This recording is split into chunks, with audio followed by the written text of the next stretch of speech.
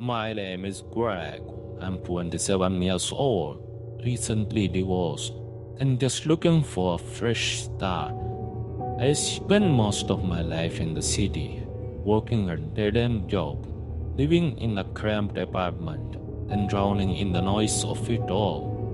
When the divorce papers were signed, I realized I had nothing keeping me there anymore. That's when I found the house.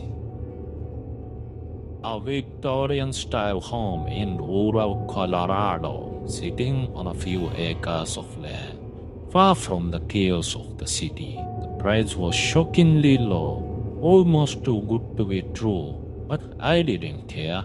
It was beautiful. Overnight woodwork, stained glass windows, the kind of place that made you feel like you stepped into another time.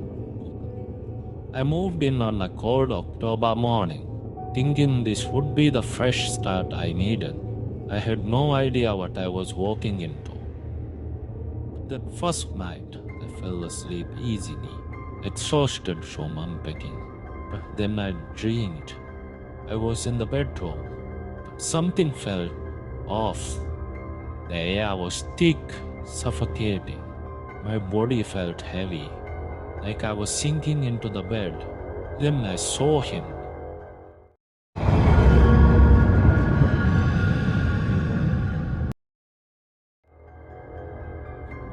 boy, no older than 10, standing in the corner of the room. He wore Victorian-era clothes, brown trousers, a hat, and a brown shirt. His face was pale, his eyes hollow and glowing white. He just stood there, watching me. Then, in a soft, almost pleading voice, he spoke. Leave. I jolted awake, heart pounding. The room was empty. Just a dream, I told myself. Just the stress of moving. But then it happened again, and again. Every night, the same dream, the same boy. But something changed.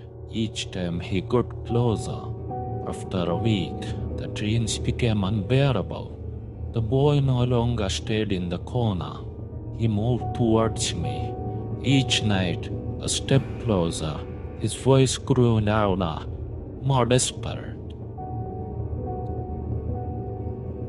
Leave.